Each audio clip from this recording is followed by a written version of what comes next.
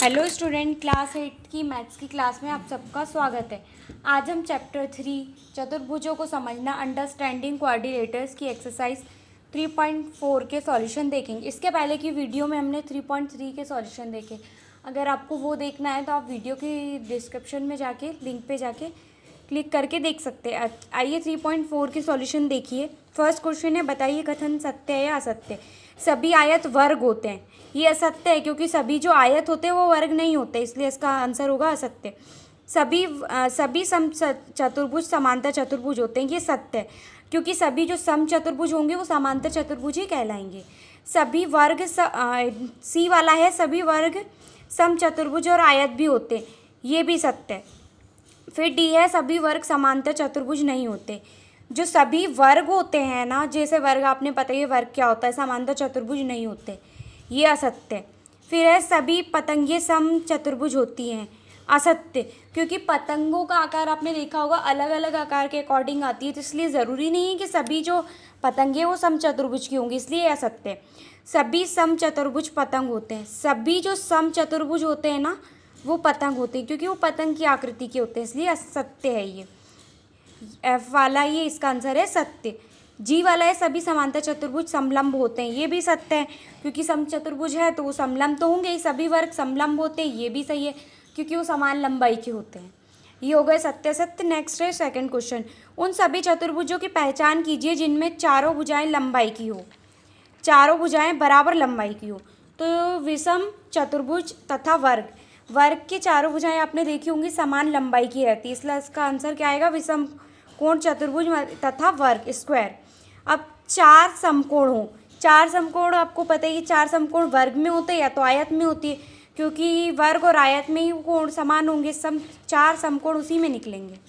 Third question है, बताइए कैसे एक वर्ग, मतलब एक वर्ग एक चतुर्भुज कैसे होगा। एक वर्ग में चार भुजाएं होती है इसलिए ये एक चतुर्भुज है, ठीक है। एक समांतर चतुर्भुज, एक वर्ग की सम्मुख भुजाएं आपस में समांतर होती है इसलिए समांतर चतुर्भुज है। आपने देखा होगा वर्ग की सम्मुख भुजाएं आमने सामने की आपस में बराबर होती है इसलिए समांतर चतुर्भुज है। थर्ड है, एक समचतुर्भुज, वर्ग एक ऐसा समांतर चतुर्भुज होता है जिसकी सभी भुजाएं बराबर होती है इसलिए एक समचतुर्भुज है। देखिए फिर से पढ़िए, वर्ग एक समांतर चतुर्भुज, ये क्या है, एक समांतर चतुर्भुज होता है, इसकी चतुर्भुज की सभी भुजाएं बराबर होती है इसलिए समचतुर्भुज है। फिर फोर्थ कंडीशन दी है, एक आयत है। क्यों है आयत, वर्ग एक ऐसा समांतर चतुर्भुज होता है जिसके सभी कोण समकोण होते हैं इसलिए ये एक आयत है। ये इसकी सारी कंडीशन हो गई। ये थर्ड क्वेश्चन हो गया।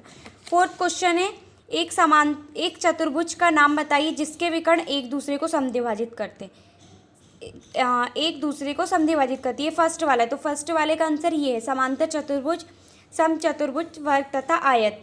चतुर्भुज का नाम बताना था, वर्ग, आयत, समचतुर्भुज एवं समांतर चतुर्भुज में ये एक दूसरे को समद्विभाजित करते हैं, एक दूसरे पर समलंब समद्विभाजक हो।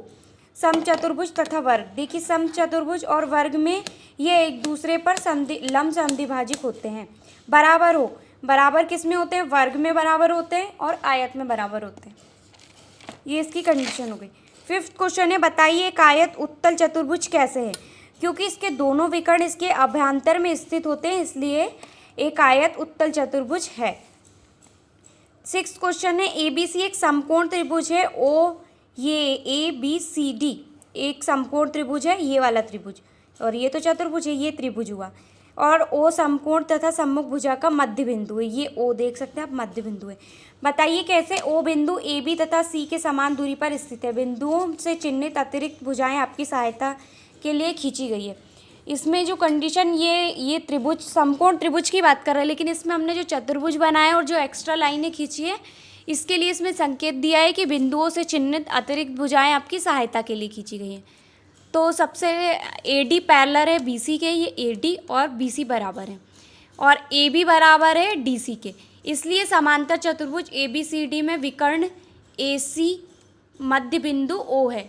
ये सिद्ध हो गया, यही सिद्ध करना था कि ABC एक समकोण त्रिभुज है, O समकोण की सम्मुख भुजा का मध्य बिंदु है। बताइए कैसे O बिंदु AB से C के समान दूरी पर स्थित है। इसकी कंडीशन है, AB पैरेलल है BC, AD पैरेलल है BC और AB पैरेलल है DC के, इसलिए समांतर चतुर्भुज ABC में विकर्ण AC का मध्य बिंदु O है, ये सिद्ध हुआ।